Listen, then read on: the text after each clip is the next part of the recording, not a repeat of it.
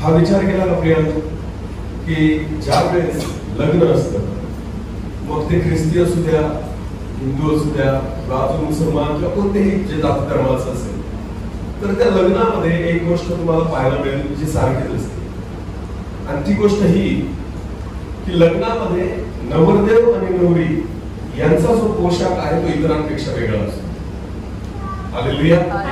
तुम्ही कोणत्याही धर्माचं लग्न बघा, सहज तुम्ही ओळखू शकता की याच्यामध्ये नवरदेव कोण आहे आणि नवरी कोण आहे. समजते मी काय सांगतोय तुम्हाला? हे का असतं बरं असं? कारण तो दिवस कोणाचा आहे? फक्त त्यांचाच आहे. समजते तुम्हाला? आणि म्हणून आहे ना, त्या लग्नामध्ये या दोन लोकांचे जे कपडे असतात किंवा पेहराव असतो हा इतरांपेक्षा वेगळा असतो. ख्रिस्ती लग्नामध्ये जर नवरीला ओळखायचंय, वधूला ओळखायचंय, तर कसं ओळखाल? कशा रंगाचा तिने ड्रेस घातला असेल किंवा साडी घातली असेल? लग्नाच्या वेळेस सफेद ना, आणि रितवेल असेल तिच्या डोक्यावर, समजून घ्यायचं ही काय आहे? नवरी आहे. बरोबर आहे ना? आणि नवरदेव असेल तर आपल्या इथं तर काय असं हे लागत नाही, वाशिंग मशीन नाही का? मग आपल्या नवरदेवाला कसं ओळखतो? कितीही कडाक्याचं ऊन असेल तरी ज्याने कोट घातला तो कोण? समजतंय का?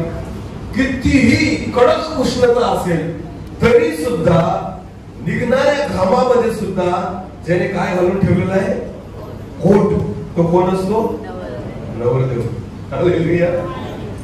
नवल वाटतं पण खरंच नवरदेवाचं नाही का? मे महिन्यामध्ये एवढं ऊन तापतं आणि आपला नवरदेव काय घालून फिरतो? कोट. हालेलुया. त्याची खरंच हिंमत बघावी लागेल. तुम्हाला कोट कशासाठी वापरतात? ऍक्च्युअली हा कोट जो आहे ना, हा पाश्चात्य देशातली संस्कृती आहे. बाहेरच्या देशात इंग्रज किंवा मिशनरी लोक जेव्हा भारतामध्ये आले ना, आणि इंग्रज जेव्हा आले किंवा मिशनरी आले, ह्या लोकांनी आपल्या लोकांनी कोट पाहिला पण नव्हता, ह्या लोकांनी कोट आणला. समजते तुम्हाला? आणि तो कोट त्या देशात वापरला जाण्याचे बरेच कारण आहेत. एक तर त्यांचे जे काही चांगले कार्यक्रम असतात त्याला वापरला जातो, प्लस तिथलंच वातावरण कसं आहे? थंड आहे. तिकडचं वातावरण कसं आहे? थंड आहे. म्हणून त्या लोकांनी कोट इन्व्हेन्शन केला की जेणेकरून दोघं गोष्टी होतील. एक की त्या कार्यक्रमात शोभेल असा कपडा असेल, आणि दुसरी गोष्ट थंडीपासून पण काय होईल? बचाव होईल. हा त्यांचं कारण आहे. पण आपलं तसं नाहीये. आपलं म्हणणं काय? ते घालतात मग आम्ही पण घालू. भले इथं मे महिना चालू आहे, उष्णता कडकडून आहे, नरनरून घाम निघतो, साधा कपडा जरी घातला ना कॉटनचा तरी सुद्धा आपल्या शरीरातून घाम येतो. आणि नवरदेव काय घालून उभा असतो? कोट. देवी भरउनामध्ये याला म्हणायचा नवरदेव. म्हणून कोणी ओळखून गेली एवढ्या भरउनात ज्याने कोट घातलाय तो कोण आहे? नवरदेव. समजतंय तुम्हाला? हे मी तुम्हाला याच्यासाठी सांगतोय, नीट लक्षात द्या. रितवेल किंवा सफेद कपडा हा मुलीशिवाय किंवा नवरीशिवाय दुसरं कोणी घालत नाही. याच्या मागचं कारण आहे की तिची ओळख तशीच राहावी. हालेलुया. तिची जागा तशीच राहावी, तिला लोकांनी त्या ठिकाणी बघावं आणि त्या ठिकाणी ज्या सन्मानास ती योग्य आहे तो सन्मान तिला मिळावा. हालेलुया. आणि म्हणून या सगळ्या गोष्टी केल्या जातात. तुम्हाला माहिती, ख्रिस्ती जीवनामध्ये सुद्धा प्रभूची एक जागा, ती जागा नेहमी प्रभूलाच मिळाली पाहिजे. आमेन. ती जागा दुसऱ्या कशाला मिळायला नको. आज एक दाखला आपण देवाच्या वचनातून बघू की परमेश्वर, अनेकदा आपण वाचलं असेल हे वचन, पण बघू आज परमेश्वर आपल्याशी काय बोलेल. मत्तई शुभवर्तमान याचा 26वा अध्याय. मत्तई शुभवर्तमान याचा 26वा अध्याय, वचन 6 पासून पुढे वाचतो.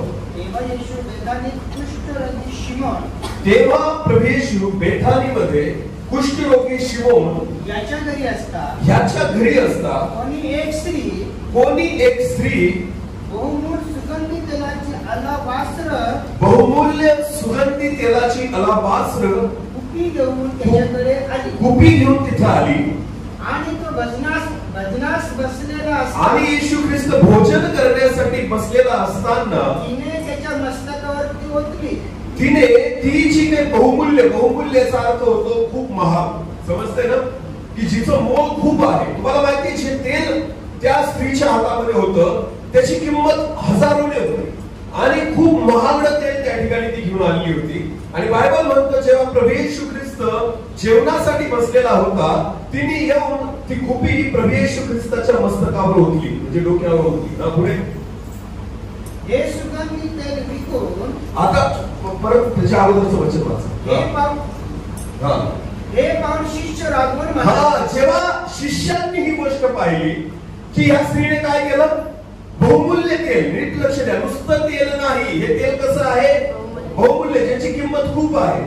शिष्यांनी नुसतं तेल जर तिने ओढलं असतं ना, त्यांनी काहीच रिएक्शन दिलं नसतं, त्यांनी काहीच वागले नसते. पण बायबल असं म्हणतं ते बहुमूल्य तेल होतं, त्याची किंमत जास्त होती, आणि ते तेल घेऊन त्यांनी त्या स्त्रीने येशू ख्रिस्ताच्या मस्तकावर ओतलं. आणि जेव्हा शिष्यांनी ही गोष्ट पाहिली तर त्यावेळेस वचन काय म्हणतं, परत वाचा तेच. हे पाहून शिष्य रागवून म्हणाले, हे पाहून शिष्य रागावून म्हणाले, हा नाश कशाला, हा नाश कशाला. हालेलुया.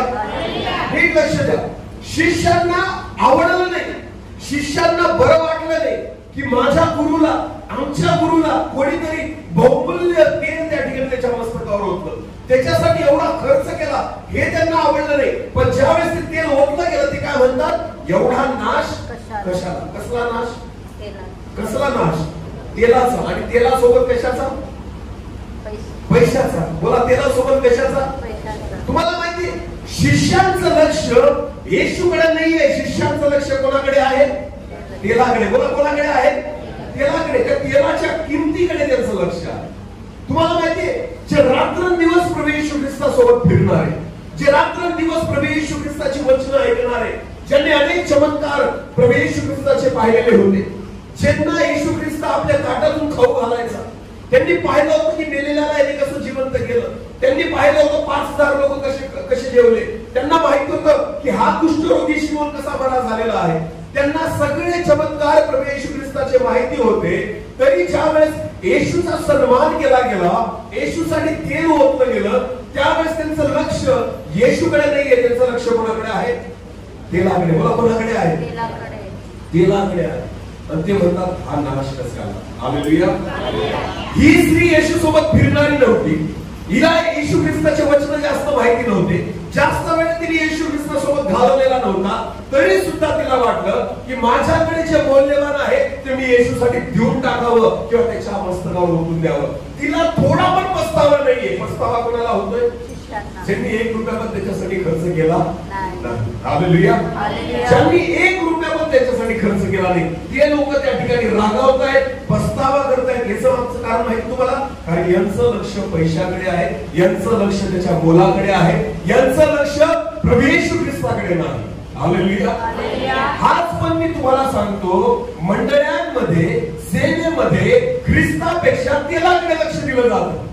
कशाकडे लक्ष दिलं जातं, बोला बोला, कशाकडे, तेलाकडे. तुम्हाला माहितीये, ख्रिस्त मंडळीत असो किंवा नसो, पण मंडळीमध्ये 1 लाखाचा कीबोर्ड असला पाहिजे. येशू मंडळीमध्ये राहू किंवा न राहू, पण आमच्याकडे कमीत कमी 2 लाखाचे साऊंड असले पाहिजे. प्रभू येशू ख्रिस्त मंडळीमध्ये असो किंवा नसो, पण आमच्या मंडळीमध्ये अभिषिक्त दास आले पाहिजे. येशू मंडळीमध्ये असो किंवा नसो, आमच्याकडे चांगली क्वालिटी बसली पाहिजे. येशू ख्रिस्त मंडळीमध्ये असो किंवा नसो, आमच्याकडे चांगलं चर्च असलं पाहिजे. तुम्हाला माहितीये, येशूला सोडून जेवढ्याही गोष्टी आहेत ना, ते तेला समान आहे. हालेलुया. त्याच्यासाठी आहेत, ज्या त्याच्या होतायच्या आहेत. आमेन. लक्षात घ्या प्रियांनो, प्रभूपेक्षा अधिक महत्व तेलाला देऊ नका. आमेन. कारण तेलाला मोल आहे, माझ्या परमेश्वराला मोलच नाहीये. आमेन. हालेलुया. आज सेवा क्षेत्रामध्ये हेच चाललेलं आहे प्रियांनो, प्रभूपेक्षा अधिक महत्व कोणाला दिलं जातं, तेलाला. बोला, कोणाला दिलं जातं, तेलाचा नाश नको व्हायला. आत्म्यांचा झाला तरी, अरे बोला बोला, आत्म्यांचा झाला तरी चालेल. हालेलुया. हिशोब तेलाचा ठेवला जातो, आत्म्यांचा ठेवला जात नाही. प्रभू येशू ख्रिस्त कशासाठी आला, सगळे विसरून गेलेले आहे. तुम्हाला माहिती, येशू ख्रिस्ताचं येण्याचं कारण काय हे तुम्हाला सांगतो. गेल्या दिवसामध्ये पण मी एका ठिकाणी एरिया मीटिंगला होतो. मी लोकांना एकच सांगितलं, सेवक होते, बरेचसे सेवक होते त्या गुजरातमध्ये. त्यांना एकच म्हटलं, चर्च भरू नका, प्रभूची इच्छा आहे तुम्ही स्वर्ग भरा. आमेन. समजते तुम्हाला, चर्च मध्ये गर्दी करू नका, गर्दी करायचीच आहे तर स्वर्गात करा. हालेलुया. प्रत्येक सेवकांकडून परमेश्वराची इच्छा एकच आहे की ह्या ठिकाणी गर्दी गोळा नका करू, तर एवढी गर्दी गोळा करता येईल ना, ती सगळी स्वर्गामध्ये गोळा करा. आमेन. चर्च मध्ये येणारा प्रत्येक व्यक्ती उद्धार पावला पाहिजे. चर्च मध्ये येणारा प्रत्येक व्यक्ती येशूला भेटला पाहिजे. चर्च मध्ये येणारा प्रत्येक व्यक्ती येशूच्या समोरासमोर येशूचा उद्धार आणि तारण झालं पाहिजे, हीच देवाची इच्छा आहे. Amen, hallelujah. पण आज सगळ्या लोकांचं लक्ष फक्त तेलाकडे आहे, बहुमूल्य जे आहे त्याच्याकडे आहे. आणि तुम्हाला माहितीये, जो व्यक्ती ते तेल ओततो ना, लोक त्याला येड्यात काढतात. हालेलुया. समजते का? लोक त्याला काय करतात? येडा झाला. याला कळत नाही का पैसा कसा खर्च करावा, याला कळत नाही एवढं देतात का प्रभू सर, याला कळत नाही का स्वतःचा फायदा, हेच झालं करत झालं, हे कर ते कर. मला माहिती, ज्याला ख्रिस्त कळला ना, तो त्याच्याकडे जे आहे ते सगळं उठायला तयार होऊन जातो. आमेन. सगळ्याला येशू कळला, सगळे एका दिवसात स्वतःला कंगाल करून उभा राहिला. Hallelujah, hallelujah.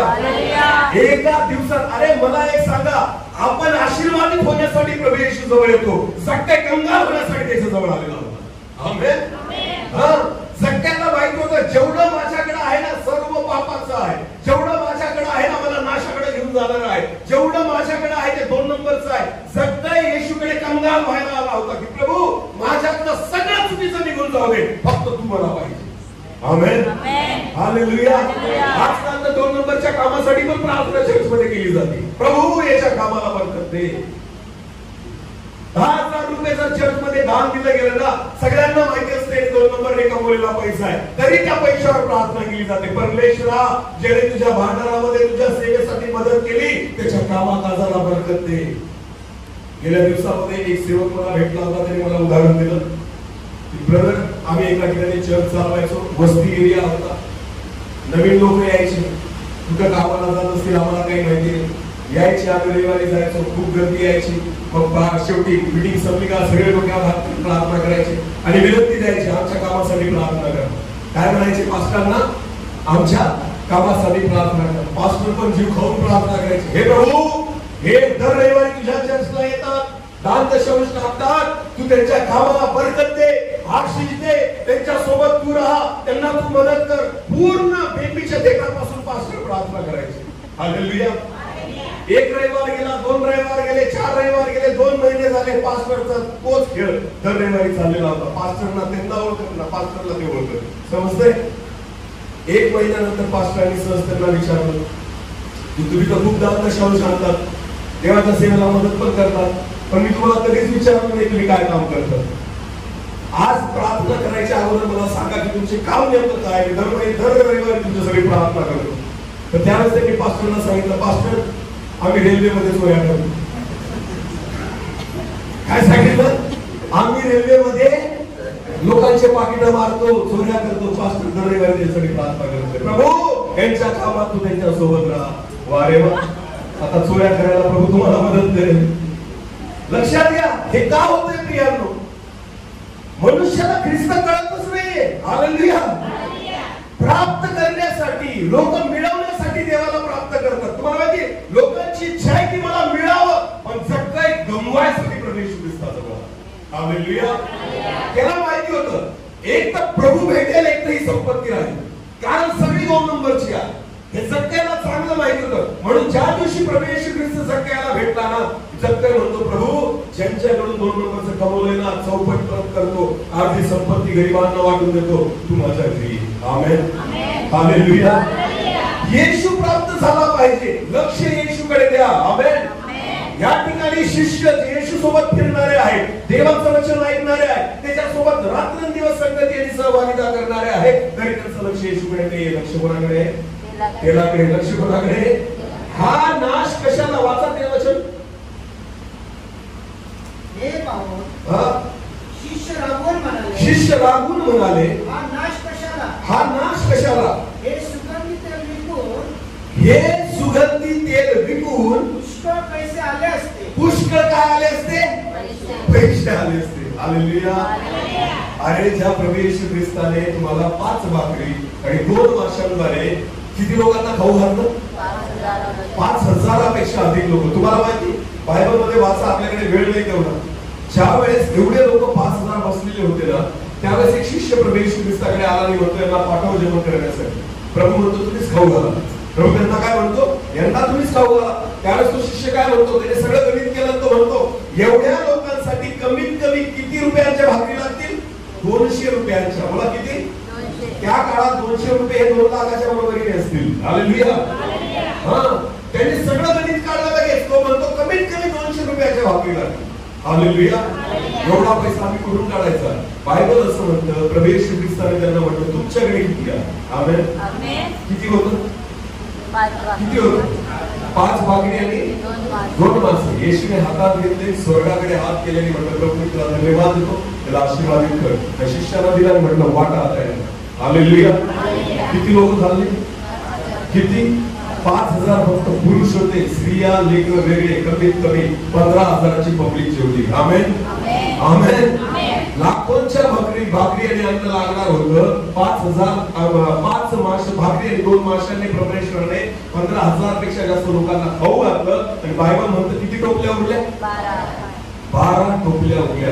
जो प्रभू येशू ख्रिस्त 5 भाकरी 2 माशांना एवढा आशीर्वादित करू शकतो, त्या प्रभू येशू ख्रिस्तासमोर तुम्ही म्हणताय की हे तेल विकून खूप पैसा आला असता.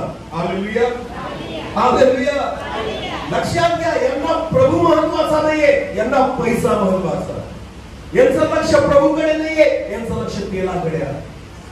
विश्वासी लोकांनो, प्रभू पासून आपली दृष्टी फिरवू नका. तुमचं लक्ष प्रभूकडे असू द्या, तेलाकडे नाही. आमेन. जे दिले ना परमेश्वराने हे त्यानेच दिलेले, ते त्याच्यासाठीच होतं गेलं पाहिजे. हालेलुया. हालेलुया. जे प्रभूने दिलेलं आहे ते प्रभूसाठीच होता, ही परमेश्वराची इच्छा आहे. आमेन. हालेलुया. म्हणून प्रियांनो, तुम्हाला माहितीये सगळ्या गोष्टी सेवेमध्ये ज्या आहेत ना, या प्रभूला दाखवण्यासाठी आहे. आमेन.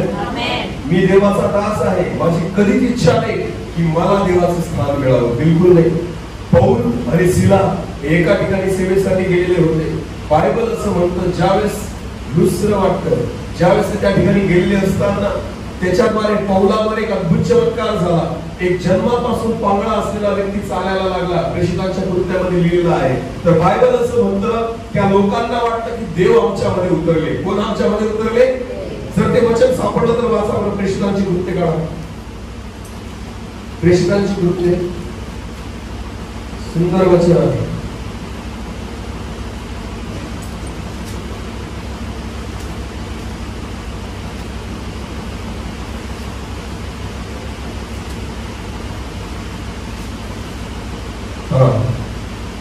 प्रेषित याचा 14वा अध्याय. प्रेषित याचा 14वा अध्याय वचन 8 पासून पुढे वाचा. लुस्त्रात पायाने अधू असा कोणी एक माणूस नीट ऐका. लुस्त्र ह्या ठिकाणी पायाने अधू म्हणजे पांगळा असा कोणी एक मनुष्य होता. तो जन्मता पांगळा असून तो जन्मापासून पांगळा होता. कधी चालला नव्हता आणि कधी चाललेला नव्हता. तो पौलाचे बोलणे ऐकत असे. तो नेहमी पौलाचं वचन ऐकत असे. पौलाने त्याच्याकडे दृष्टी लावून व त्याला आपण बरे होऊ असा विश्वास आहे असे पाहून, पौलाने जेव्हा त्याच्याकडे पाहिलं तर पौलाला असं वाटलं की याचा विश्वास चांगला आहे आणि हा बरा होईल. मोठ्याने म्हटले, पौलाने त्याला म्हटले तू आपल्या पायांवर नीट उभा राहा. तू आपल्या पायावर नीट उभा राहा. तेव्हा तो उडी मारून उठला आणि चालू लागला. तेव्हा तो पांगळा मनुष्य आपल्या पायावर उडी मारून उठला आणि चालायला लागला. व पौलाने जे केले ते पाहून लोक समुदाय, पौलाने जे केले ते, बायबल असं म्हणतं पौलाने जो चमत्कार केला तो पाहून लोक समुदाय लुकवडी भाषेत मोठ्याने बोलू लागले. देव माणसाच्या रूपाने आमच्यात उतरले आहे. देव माणसाच्या रूपाने आमच्यामध्ये उतरले आहेत. हालेलुया. लक्षात घ्या, पौल ज्या येशूची सेवा करतोय तो येशू त्याच्यासोबत नव्हता, फक्त नाव घेऊन चाललेला आहे पौल. आमेन. येशूचं काय घेऊन चाललाय? फक्त नाव. येशू लोकांना नाही दिसत आहे. येशू लोकांना कोण दिसतोय? पौल. बोला, लोकांना कोण दिसतोय? पौल. येशू नाही दिसत लोकांना. लोकांना फक्त येशूचं नाव ऐकायला येतं. हालेलुया. आज सुद्धा मी तुम्हाला सांगतो, जगातले लोक प्रभू येशू ख्रिस्ताकडे येतात ना, त्यांना येशू डायरेक्ट दिसत नाही. पहिले सेवक दिसतो. कोण दिसतो? सेवक. आणि लोक मोठ्या अपेक्षेने सेवकांच्या मागे जातात, जसं पौलाच्या मागे गेले. बायबल असं म्हणतं लुकवणी भाषेमध्ये लोक म्हणायला लागले की देव आमच्यामध्ये उतरलेले आहे. हालेलुया. लोकांचं नाही चुकलं या ठिकाणी, कारण बायबल मध्ये पुढे तुम्हाला समजेल. कारण बिचाऱ्या लोकांना देव दिसला नाही, त्यांना पौलच दिसला. पुढे वाचा. त्यांनी बर्नबाला ज्युपिटर म्हटले. मग त्या लोकांनी काय केले? बर्नबा जो होता पौल सोबत, त्याला ज्युपिटर हे नाव दिलं. व पौल मुख्य वक्ता होता म्हणून त्याला आणि मर्क्युरी. पौल जो मुख्य वक्ता होता त्याला मर्क्युरी हे नाव दिलं. त्याच्या देवाची नाव आहे ती. पुढे. मग नगरापुढे असलेल्या ज्युपिटराच्या पुजाऱ्याने बैल व माळा दरवाजांजवळ आणल्या. बघा आता, ज्युपिटराचा जो पुजारी पुजारी होता ना त्यांच्या देवाचा, त्याने एक बैल आणि माळा घेऊन त्या ठिकाणी ते तिथं आले पौलासमोर. आणि लोकांना बरोबर घेऊन बलिदान करावे असे त्याच्या मनात होते. आणि सर्व लोकांना जमा करून पौलासमोर त्याचं बली करावं, बली अर्पण करावं असं त्यांच्या मनात होतं.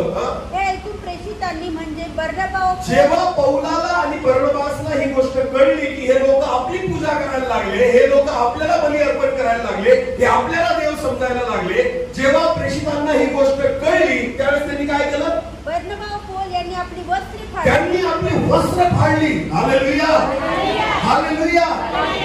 नीट लक्ष द्या प्रियानो, जेव्हा देवाच्या दासांनाच लोक देव समजायला लागतात ना, त्यावेळेस देवाच्या दासाचं हे कर्तव्य आहे की लोकांना सांगणं देव आम्ही नाही, तो आहे. हालेलुया. तुम्ही आमच्या समोर झुकू नका, तुम्ही आमच्या पाया पडू नका, तुम्ही आमच्याकडे विनवणी करू नका, तुम्ही आम्हाला मानू नका, केवळ त्याला माना. हालेलुया.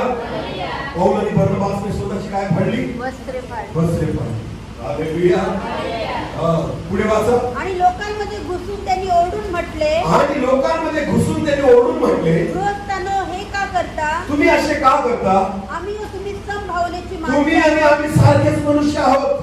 तुम्ही या निरर्थक गोष्टी सोडून, ह्या निरर्थक गोष्टी सोडून, ज्याने आकाश, पृथ्वी, समुद्र व त्यातील ज्याने आकाश आणि पृथ्वी, समुद्र व त्यातील सर्व काही निर्माण केले, त्या जिवंत देवाकडे वळावे, त्या जिवंत देवाकडे वळावे, अशी सुवार्ता आम्ही तुम्हाला सांगतो. त्याने गत काळातील पिढ्यांमध्ये सर्व राष्ट्रांना आपापल्या मार्गाने चालू दिले, तथापि त्याने स्वतः साक्षी विरहित राहू दिले नाही. म्हणजे त्याने उपकार केले, आकाशापासून पर्जन्य व फलदायक ऋतू तुम्हाला दिले, आणि अन्नादी व हर्षाने तुम्हाला मन भरून तृप्त केले. कोणाची ओळख करून देत आहे? कोणाची ओळख करून देत आहे? देवाची. बोला, कोणाची? आजकाल जर मला सांगितलं वा सर काय तुम्ही संदेश देतात, खरंच तुम्हालाच बोलवलं पाहिजे, लगेच बोलतात. मी पण नाही जातो का? अरे बापरे, खरंच माझ्याद्वारे काहीतरी व्हायला लागलं. मी तुम्हाला सांगू इच्छितो, स्वतःला कधीच उंच होऊ देऊ नका. तुमच्याद्वारे केवळ ख्रिस्तच दिसला पाहिजे. हालेलुया. महत्व तेलाला नाही, महत्व प्रभू येशू ख्रिस्ताला आहे. आमेन. म्हणून तुम्हाला माहिती, बहुमूल्य तेलापेक्षा अधिक किंमत कोणाची आहे? प्रभू येशू ख्रिस्ताची. आमेन. हालेलुया. म्हणून पेशक म्हणतात की अरे हे तेलाचा नाश नाही झाला, खऱ्या अर्थाने ते त्या ठिकाणी कामी आलं. आमेन. योग्य ठिकाणी ते तेल पडलं, योग्य ठिकाणी त्या तेलाद्वारे ख्रिस्ताची महिमा झाली. आणि तुम्हाला माहितीये, म्हणून त्यांचं लक्ष तेलाकडे होतं. तेलाकडे लक्ष देऊ नका. आज मी देवाचा दास असेल किंवा अजून कोणी देवाचे दास असतील, लक्षात घ्या, प्रत्येक परमेश्वराचा दास आहे, सेवक आहे, प्रभू नाही. आमेन.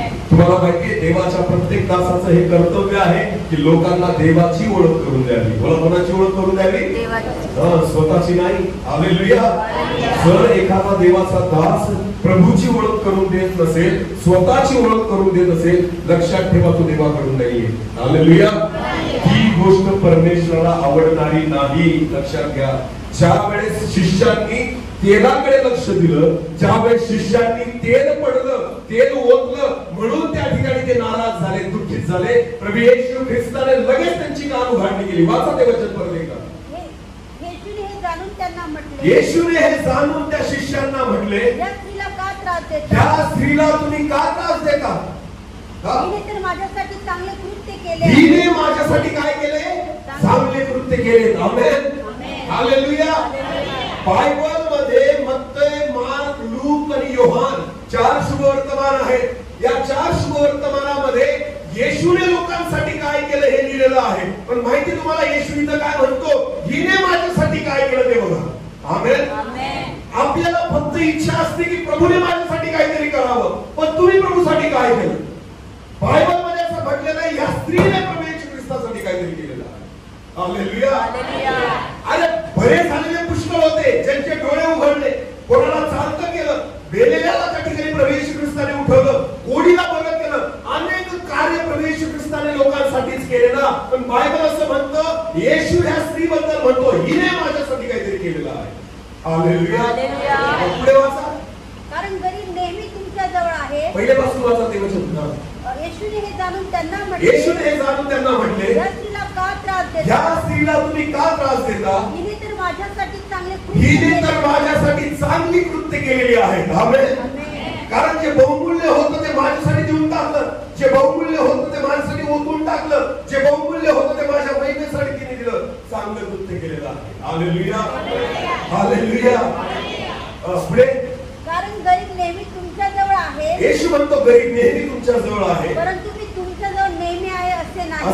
पुढे हिने सुगंधी तेल माझ्या शरीरावर ओतले, हिने सुगंधी तेल माझ्या शरीरावर ओतले, हे माझ्या उत्तर कार्यासाठी केले, हे माझ्या उत्तर कार्यासाठी केले. पुढे मी तुम्हाला खचित मी तुम्हाला खचित सांगतो, सर्व जगात जेथे जेथे ही सुवार्ता जेथे जेथे ही सुवार्ता गाजवली जाईल, तेथे तेथे हिने जे केले, तेथे तेथे हिने जे केले तेही हिच्या स्मरणार्थ सांगतील, ते सुद्धा हिच्या स्मरणार्थ सांगितलं जाईल. आमेन.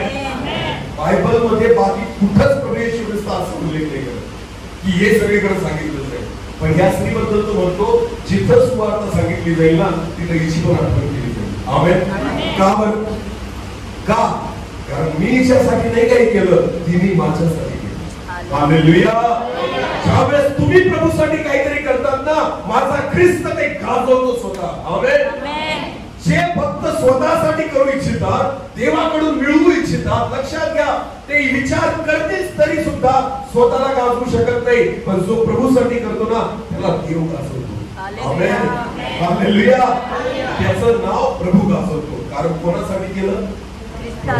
मला कोणासाठी केलं? प्रभूसाठी. हालेलुया. हालेलुया. प्रियांनो, लक्षात घ्या देवाची अपेक्षा ही आहे, देवाने माझ्यासाठी करावं हे तर कॉमन गोष्ट आहे, प्रत्येकाला वाटतं, पण कधी हा पण विचार करा की मी प्रभूसाठी पण काहीतरी करावं. हालेलुया. मी प्रभूसाठी काहीतरी करावं. आणि हे तेव्हाच शक्य आहे जेव्हा तुमच्याकडे जे बहुमूल्य आहे ना ते ओतायला तुम्ही तयार व्हा. आमेन. मग ते काही असू शकतं, ते काहीही असू शकतं, ते बहुमूल्य ओतलं गेलं पाहिजे. हालेलुया. कदाचित ती तुमची नोकरी असेल, कदाचित तो तुमचा पैसा असेल, कदाचित ती तुमची प्रतिष्ठा असेल, कदाचित तुमच्या फायद्याची गोष्ट असेल. हालेलुया. ती फायद्याची गोष्ट जेव्हा प्रभूसाठी सोडायला तयार व्हाल ना, समजून घ्यायचं त्याद्वारे तुम्ही देवाचं गौरव केलं. आमेन. फायद्यासाठी तर सगळे येतात, फायदा सोडण्यासाठी किती येतात प्रभूकडे. हालेलुया. समजते का मी काय सांगतोय? सेवा लोकांना फायद्यासाठी पाहिजे की माझा याच्यात काय फायदा, तोटा खाऊन सेवा करायला किती जण तयार येतात, स्वतःचा खर्च करून सेवा करायला किती जण तयार येतात, प्रभूसाठी बहुमूल्य ते ओतायला किती जण तयार येतात. आपल्याला वाटतं बहुमूल्य मला मिळावं, पण त्या स्त्रीला वाटतं बहुमूल्य ते ओतून द्यावं. हालेलुया. हालेलुया. ही खरी सेवा आहे जी ख्रिस्ताला आवडली. तो म्हणतो जिथं कुठे सुवार्ता गाजवली जाईल तिच्याबद्दल बोललं जाईल. आमेन. आमेन. नीट लक्ष द्या. शिष्यांना वाटत होतं एवढा खर्च काय केला त्याच्यावर, पण तिला किंमत होती प्रभू येशू ख्रिस्त. आमेन. हालेलुया. प्रियांनो, ख्रिस्ताला उंच करा. आमेन. बाकी कोणत्याच गोष्टी नाही दिसल्या तरी चालतील, पण प्रत्येक मंडळी ख्रिस्त दिसला पाहिजे. आज फक्त तेल दिसतंय लोकांना. काय दिसतंय? तेल. ख्रिस्त दिसत नाही. किंमत तेलाला वाढली आहे, लक्षात घ्या. किंमत वस्तूंना वाढलेली आहे. ख्रिस्ताच्या सेवेसाठी ज्या गोष्टी आहेत ना लोक त्याला किंमत देतात. मी म्हणतो जे ख्रिस्तासाठी आहे त्याला किंमत देऊ नका, तर ख्रिस्ताला किंमत द्या. हालेलुया. सेवक ख्रिस्तासाठी आहे, आराधक ख्रिस्तासाठी आहे, इन्स्ट्रुमेंट ख्रिस्तासाठी आहे, साऊंड सिस्टीम ख्रिस्तासाठी आहे, चर्चची बिल्डिंग ख्रिस्तासाठी आहे, मिनिस्ट्री ख्रिस्तासाठी आहे, मंडळी ख्रिस्तासाठी आहे. लक्षात घ्या, ख्रिस्तासाठी जे आहे त्याला महत्व देऊ नका, पण ख्रिस्ताला महत्व द्या. हालेलुया. ज्यावेळेस तुम्ही ख्रिस्ताला महत्व द्याल त्यावेळेस ख्रिस्त खुश होईल. आमेन. त्यावेळेस त्याची महिमा होईल आणि त्यावेळेस त्याचं गौरव होईल. बायबल मध्ये सुंदर उदाहरण योहान पुष्पोर्तमान याचा 3रा अध्याय वचन 22 पासून पुढे. त्यानंतर येशू आणि त्याचे शिष्य यहूदिया प्रांतात आले आणि तेथे त्यांच्या बरोबर राहून तो बप्तिस्मा करत होता. येशू त्यांच्या बरोबर त्या ठिकाणी राहून बप्तिस्मा करत होता. योहान शालिमाजवळ एनोन येथे बप्तिस्मा करत आणि होता. तिथून थोड्याच अंतरावर योहान आणि त्याचे शिष्य पण त्या ठिकाणी बप्तिस्मा करत होते. कारण तेथे पाणी मुबलक होते, कारण तिथं खूप पाणी होते आणि लोक येऊन बप्तिस्मा घेत असत. लोक येऊन तिथं बप्तिस्मा घेत होते. कारण योहान तोपर्यंत कैदेत पडला नव्हता. कारण योहानाला अटक झालेली नव्हती. मग योहानाच्या शिष्यांचा एका यहूद्यांबरोबर शुद्धीकरणाविषयी वादविवाद झाला. ते योहानाकडे येऊन त्याला म्हणाले, योहानाचे शिष्य योहानाकडे येऊन म्हणाले, गुरुजी पहा, यार्देनेच्या पलीकडे जो आपल्या बरोबर होता, जो तुमच्या सोबत होता, त्याच्याविषयी आपण साक्ष आहे, ज्याच्याविषयी येशूविषयी तुम्ही साक्ष दिली आहे, तो बाप्तिस्मा करतो तो बाप्तिस्मा करतो आणि सर्व लोक त्याच्याकडेच जातात आणि सर्व लोक त्याच्याकडे चालले. हालेलुया. बरं, बाप्तिस्माची सुरुवात कोणी केली? येशूने का योहानाने? योहानाने. हालेलुया. स्वतः बाप्तिस्मा येशूने सुद्धा कोणाच्या हातून घेतला? योहानाच्या. नीट लक्ष द्या. बाप्तिस्माची सुरुवात येशूने केली नाही, बाप्तिस्माची सुरुवात कोणी केली? योहानाने. आणि येशूचा सुद्धा बाप्तिस्मा कोणी केला? योहानाने. पण बायबल असं म्हणतं, योहानाचे शिष्य त्याला येऊन म्हणतात, सगळी गर्दी कुठे चालली बाप्तिस्मा घ्यायला? येशूकडे. कोणाकडे चालली? आपल्याकडे कोणी येत नाही. सगळे लोक कोणाकडे बाप्तिस्मा द्यायला चालले? येशूकडे. हालेलुया. हा, याचं म्हणणं काय? सुरुवात आम्ही केली, तू केली, तुझ्याकडे आले पाहिजे. हालेलुया. चालले कोणाकडे? येशूकडे. नीट लक्ष द्या. लोकांनी माझ्याकडे यावं हे तुमचा उद्देश नसावा, लोकांनी प्रभूकडे जावं हाच तुमचा उद्देश असतो. आमेन. तर या लोकांना, या शिष्यांना असं वाटत होतं, लोकांनी आपल्याकडे यायला पाहिजे, हे चालले येशू ख्रिस्ताकडे. योहान काय म्हणतो? नीट वाचा. उत्तर दिले. जेव्हा योहानाने शिष्यांचं ऐकलं, त्याने उत्तर दिले, मनुष्याला स्वर्गातून दिल्या वाचून काही, जोपर्यंत स्वर्गातून एखाद्याला काही भेटत नाही, त्याला काही मिळू शकत नाही. पुढे, मी ख्रिस्त नव्हे तर मी ख्रिस्त नाही. हालेलुया. योहानाने स्पष्ट सांगितलं की मी ख्रिस्त नाही, तुम्ही माझ्या मागे येऊ नका. आमेन. हा, मी ख्रिस्त नाही, तर त्याच्या पुढे पाठवलेला आहे, मी त्याच्या पुढे पाठवलेला त्याचा एक सेवक आहे. हा, असे मी म्हणालो होतो, असे मी तुम्हाला सांगितले होते. याविषयी तुम्हीच माझे साक्षी आहात. हा, वधू ज्याची आहे तोच वर आहे, ज्याची वधू आहे तोच वर आहे. पुढे, आणि उभा राहून त्याचे बोलणे जो ऐकतो तो वराचा मित्र आहे. मी वराचा मित्र आहे. पुढे, त्याला वराच्या वाणीने अत्यानंद होतो, तसा हा माझा आनंद पूर्ण झाला आहे. येशूकडे लोक चालले ना, माझा तोच उद्देश आहे. आमेन. जेव्हा लोक येशूकडे जात आहेत, तो म्हणतो ह्याच माझा खरा आनंद आहे. हालेलुया. नीट लक्ष द्या. लोकांनी आमच्याकडे यावं हा आपला उद्देश असू देऊ नका, लोकांनी ख्रिस्ताकडे जावं हा आपला उद्देश असला पाहिजे. म्हणून चर्च भरल्याने आनंद करू नका, स्वर्ग भरल्याचा आनंद करा. हालेलुया. हालेलुया. बुलाए हुए तो बहुत है, चुने हुए बोलावलेले पुष्कळ आहेत, पण निवडलेले थोडेच आहेत. एक लक्ष द्या. गर्दी जेव्हा असते ना, ती बोलावलेली असते, पण निवडलेले फार थोडे आहेत. तुम्हाला माहिती, पेत्राला प्रवेश पुस्तकात म्हणतो, पेत्रा, ह्याच खडकावर मी माझी मंडळी रचेल, जिच्या समोर अधोलोकाच्या द्वाराचं काही चालणार. याचा अर्थ काय होतो माहिती तुम्हाला? एकाही आत्म्याचा नाश त्या मंडळीमध्ये होणार नाही. का? अधोलोकाचं द्वार तिथे राहणारच नाही. हालेलुया. नीट लक्ष द्या. ही आहे ख्रिस्ताची मंडळी, की ज्या मंडळी समोर अधोलोकाच्या द्वाराचं काही चालू शकत नाही, नाशाकडे लोक जाणार नाही. ती आहे ख्रिस्ताची मंडळी. गर्दी गोळा करून काय कराल मला सांगा? जर लोकांना तारणच झालं नाही, लोकांनी पश्चातापच केला नाही, लोकांचा उद्धारच झाला नाही, लोक ख्रिस्तापर्यंत पोहोचलेच नाही, तर मंडळ्या आणि चर्चेत चालून काहीच उपयोग नाही. हालेलुया. म्हणून ही इमारत भरू नका, स्वर्ग भरा. हालेलुया. येणारा प्रत्येक व्यक्ती उद्धार पावला पाहिजे. आमेन. संस्थेचे लोक ओळखो न ओळखो त्यांना ख्रिस्ताने ओळखलं पाहिजे. हालेलुया. या संस्थेला नका देऊ, हिशोब देवाला द्या. हालेलुया. लक्षात येते मी काय सांगतोय? मंडळांचा हिशोब संस्थेला देण्यासाठी नाहीये, मंडळांचा हिशोब ख्रिस्ताला द्यावा लागणार आहे. कारण त्याने रक्त सांडलेले, मी नाही, कोणा व्यक्तीने नाही, कोणा संस्था चालनाने नाही, तर येशू ख्रिस्ताने रक्त सांडलेले. तुम्हाला आणि मला मंडळीचा हिशोब त्याला द्यावा लागेल. हालेलुया. म्हणून योहान म्हणतो, मला आनंद होतो जेव्हा लोक त्याच्याकडे चालेल. हेच तर पाहिजे होतं. पुढे वाचा. त्याची वृद्धी व्हावी. हो म्हणतो योहान, त्याची वृद्धी व्हावी आणि माझा ऱ्हास व्हावा, हे अवश्य आहे. अवश्य आहे. आमेन. याला म्हणतात सेवा. येशू ख्रिस्ताची वृद्धी व्हावी आणि माझा ऱ्हास व्हावा, हीच खरी सेवा. हालेलुया. हे अवश्य. आमेन. आमेन. ते ओतलंच गेलं पाहिजे, बहुमूल्य ओतलंच गेलं पाहिजे, ज्याची किंमत आहे ते ओतलंच गेलं पाहिजे, आणि ख्रिस्ताची महिमा झाली. हालेलुया. हालेलुया. नीट लक्ष द्या. जोपर्यंत बहुमूल्य ते ख्रिस्तासमोर ओतलं जात नाही, तोपर्यंत ख्रिस्ताची महिमा होऊ शकत देवाने जे दान दिलंय, देवाने जे वरदान दिलंय, जोपर्यंत तुम्ही ख्रिस्तासाठी ते होतच नाही आणि लोकांना ख्रिस्त दिसत नाही ना, तोपर्यंत ख्रिस्ताचं काम होऊ शकत. आज होतं काय माहिती का?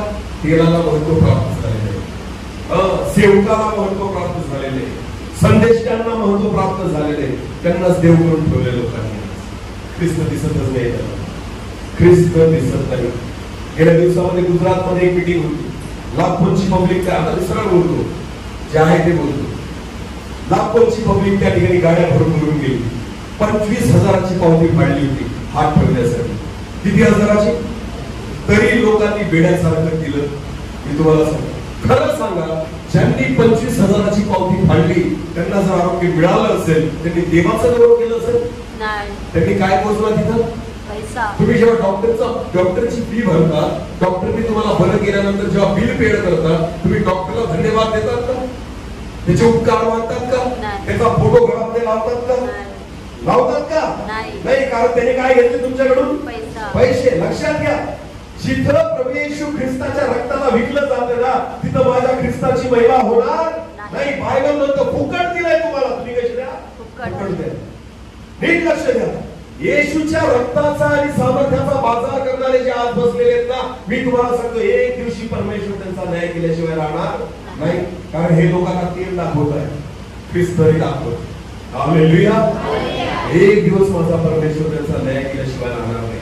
पण मी तुम्हाला सांगतो, सत्याच्या मागे फार कमी लोक जातात आणि जे असं असतं ना, त्याच्यामध्ये लाखोंची पब्लिक असते. पैसे देतील पण जातील. फुकटचं आम्हाला चालत नाही, फुकट आम्हाला चालत नाही.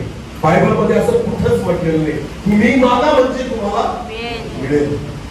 ही देवाची अपेक्षा आहे, परमेश्वराची इच्छा आहे. ख्रिस्त तुमच्यासाठी आला, ख्रिस्त माझ्यासाठी आला, त्याने रक्त माझ्यासाठी सांडलेले, फक्त सेवकांसाठी नाही, फक्त अभिषिक्तांसाठी नाही.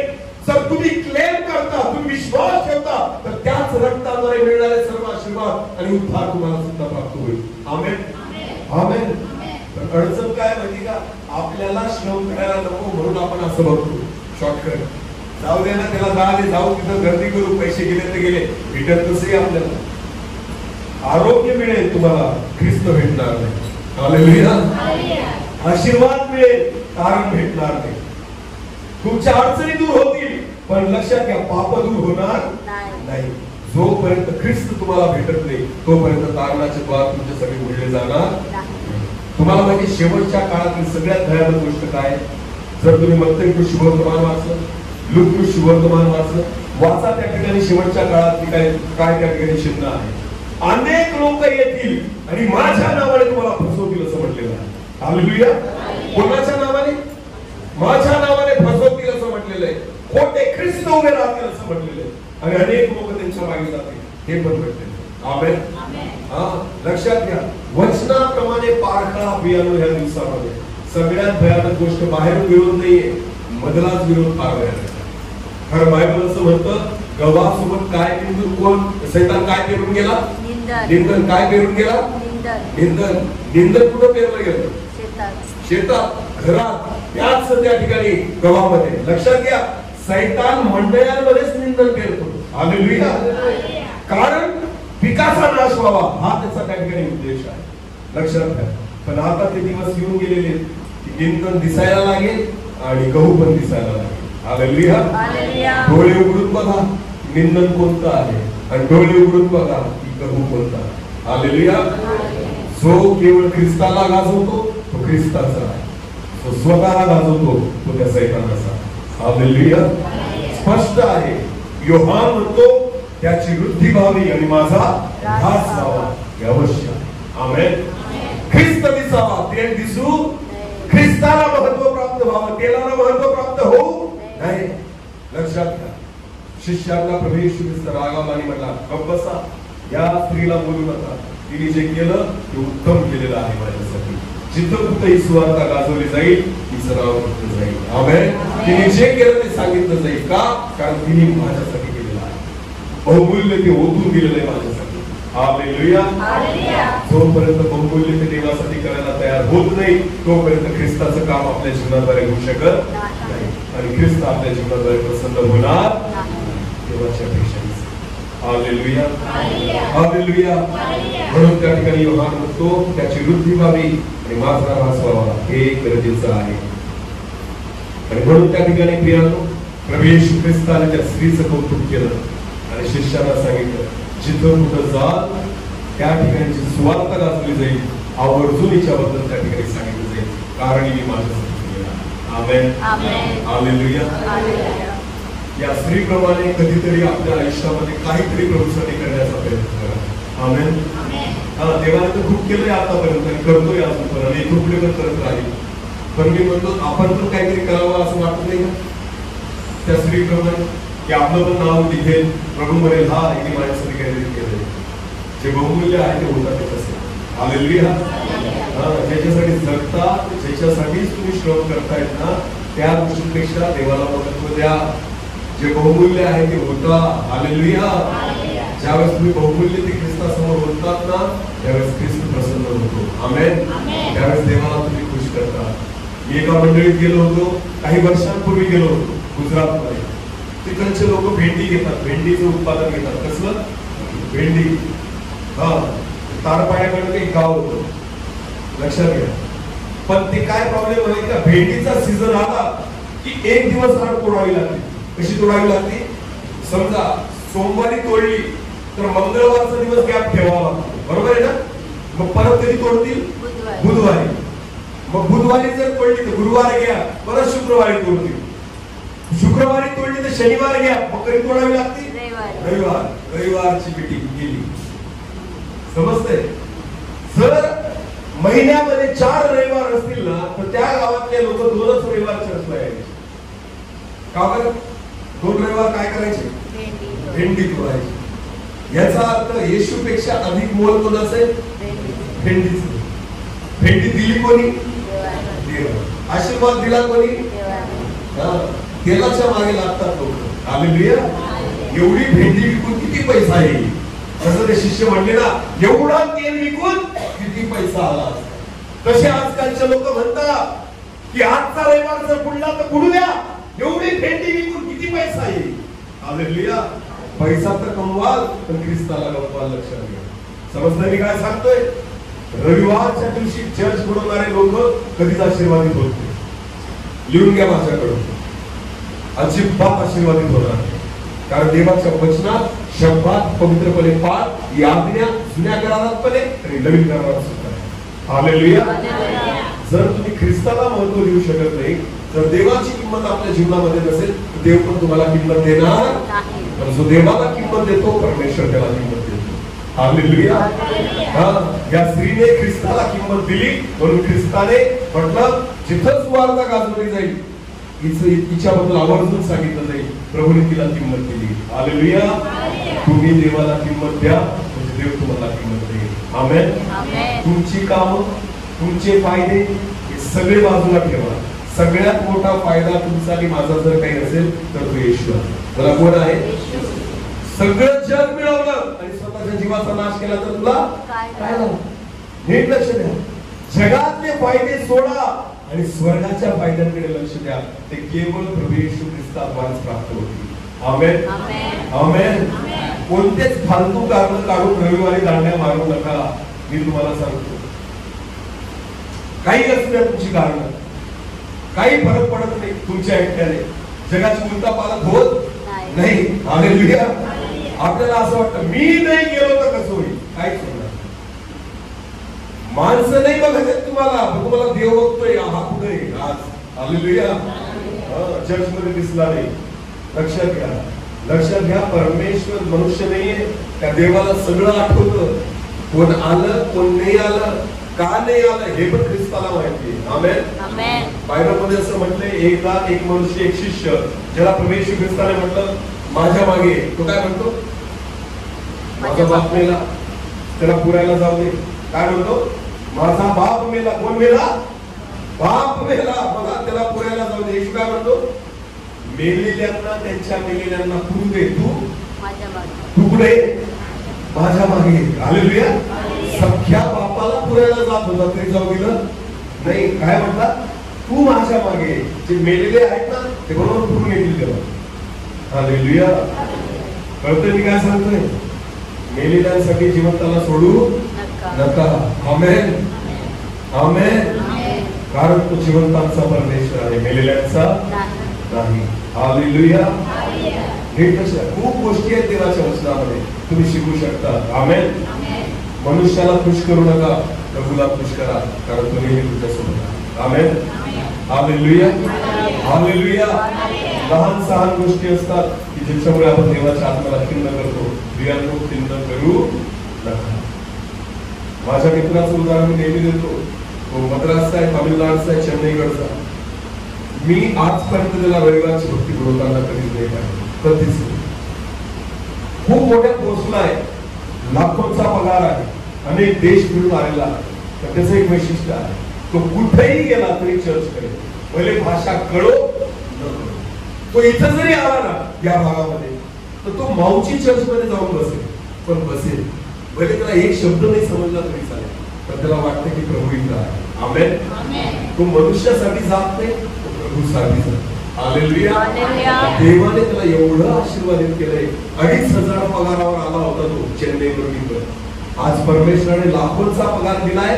आता तो रेल्वेने कुठंच फिरत नाही. जिथं भारतात त्याला कुठेही जायचं असलं ना, विमानाशिवाय जात नाही. सगळा खर्च कंपनी करते.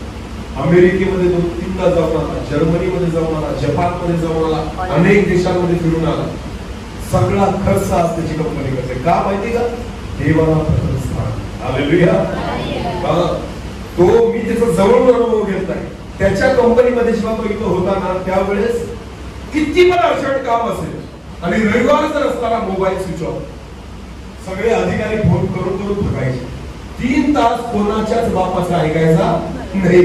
हा, कोणी कितीही फोन करा, त्याला काहीच फरक पडायचा. 3 तास स्विच ऑफ तर स्विच ऑफ, मोबाईल उचलणारच नाही जोपर्यंत मीटिंग पूर्ण होत नाही.